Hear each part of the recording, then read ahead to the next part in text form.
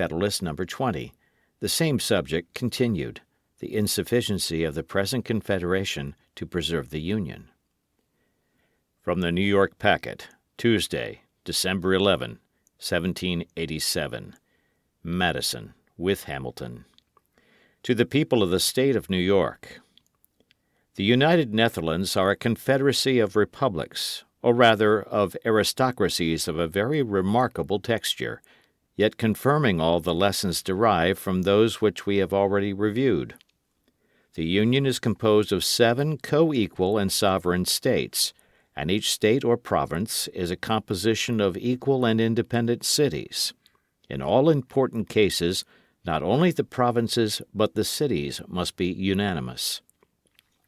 The sovereignty of the Union is represented by the States General, consisting usually of about 50 deputies appointed by the provinces. They hold their seats, some for life, some for 6, 3, and 1 years. From 2 provinces they continue an appointment during pleasure. The States General have authority to enter into treaties and alliances, to make war and peace, to raise armies and equip fleets, to ascertain quotas and demand contributions. In all these cases, however, unanimity and the sanction of their constituents are requisite. They have authority to appoint and receive ambassadors, to execute treaties and alliances already formed, to provide for the collection of duties on imports and exports, to regulate the mint with a saving to the provincial rights, to govern as sovereigns the dependent territories. The provinces are restrained, unless with the general consent, from entering into foreign treaties, from establishing imposts injurious to others, or charging their neighbors with higher duties than their own subjects. A council of state, a chamber of accounts, with 5 colleges of admiralty, aid and fortify the federal administration. The executive magistrate of the Union is the Stadtholder, who is now an hereditary prince. His principal weight and influence in the Republic are derived from this independent title, from his great patrimonial estates, from his family connections with some of the chief potentates of Europe, and, more than all, perhaps, from his being Stadtholder in the several provinces, as well as for the Union, in which provincial quality he has the appointment of town magistrates under certain regulations, executes provincial decrees, presides when he pleases in the provincial tribunals, and has throughout the power of pardon. As Stadtholder of the Union he has, however, considerable prerogatives.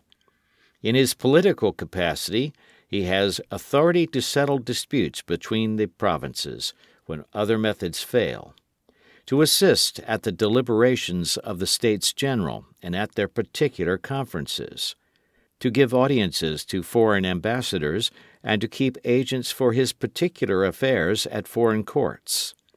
In his military capacity he commands the federal troops, provides for garrisons, and in general regulates military affairs, disposes of all appointments, from colonels to ensigns, and of the governments and posts of fortified towns. In his marine capacity he is Admiral General, and superintends and directs everything relative to naval forces and other naval affairs, presides in the admiralties in person or by proxy, appoints lieutenant admirals and other officers, and establishes councils of war whose sentences are not executed till he approves them. His revenue, exclusive of his private income, amounts to 300,000 florins.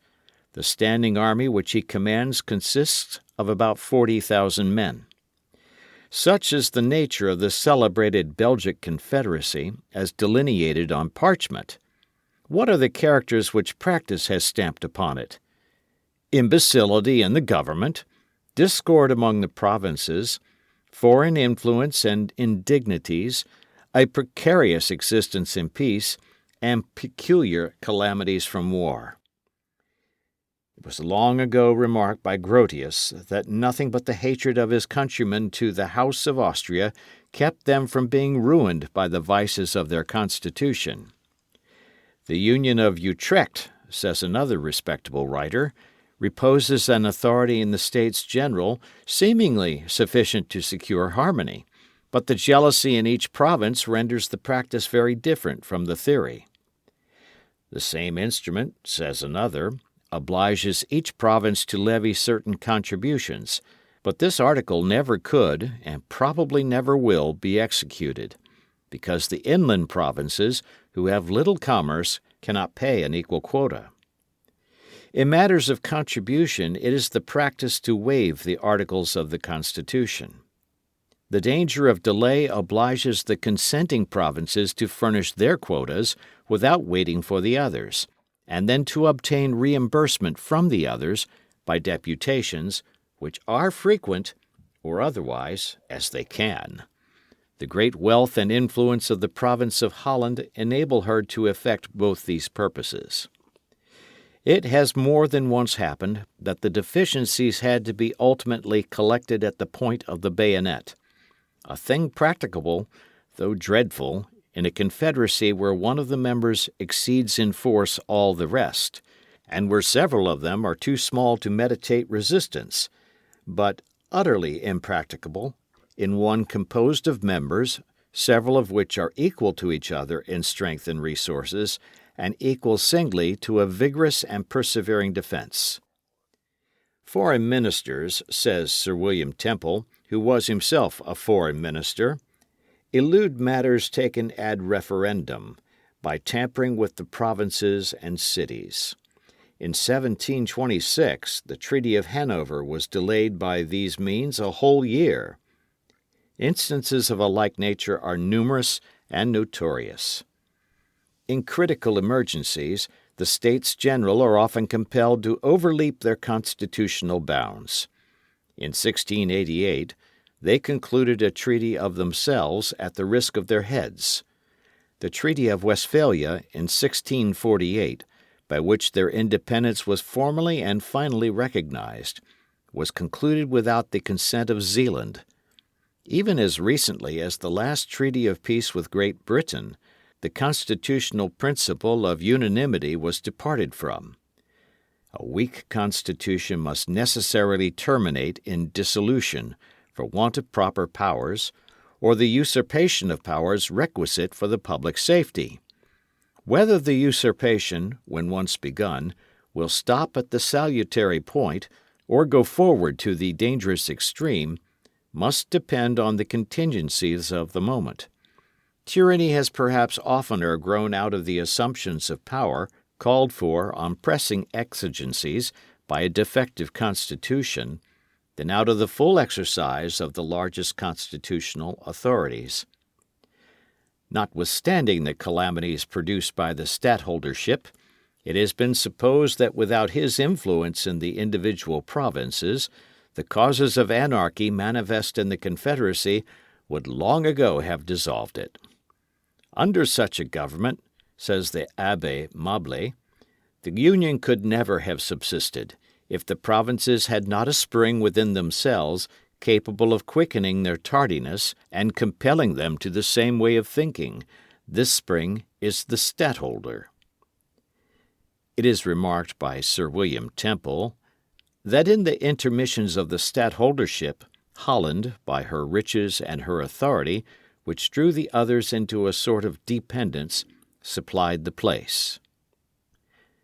These are not the only circumstances which have controlled the tendency to anarchy and dissolution. The surrounding powers impose an absolute necessity of union to a certain degree, at the same time that they nourish by their intrigues the constitutional vices which keep the republic in some degree always at their mercy. The true patriots have long bewailed the fatal tendency of these vices, and have made no less than 4 regular experiments by extraordinary assemblies, convened for the special purpose to apply a remedy. As many times has their laudable zeal found it impossible to unite the public councils in reforming the known, the acknowledged, the fatal evils of the existing Constitution. Let us pause, my fellow citizens, for one moment over this melancholy and monetary lesson of history, and with the tear that drops for the calamities brought on mankind by their adverse opinions and selfish passions, let our gratitude mingle an ejaculation to heaven for the propitious concord which has distinguished the consultations for our political happiness. A design was also conceived of establishing a general tax to be administered by the federal authority. This also had its adversaries and failed. This unhappy people seemed to be now suffering from popular convulsions, from dissensions among the states, and from the actual invasion of foreign arms, the crisis of their destiny. All nations have their eyes fixed on the awful spectacle. The first wish prompted by humanity is that this severe trial may issue in such a revolution of their government as will establish their union and render it the parent of tranquility, freedom, and happiness. The next, that the asylum under which, we trust, the enjoyment of these blessings will speedily be secured in this country, may receive and console them for the catastrophe of their own. I make no apology for having dwelt so long on the contemplation of these federal precedents.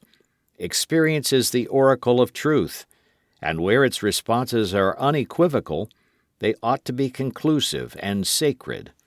The important truth, which it unequivocally pronounces in the present case, is that a sovereignty over sovereigns, a government over governments, a legislation for communities, as contradistinguished from individuals, as it is a solecism in theory, so in practice it is subversive of the order and ends of civil polity, by substituting violence in place of law or the destructive coercion of the sword in place of the mild and salutary coercion of the magistracy. Signed, Publius.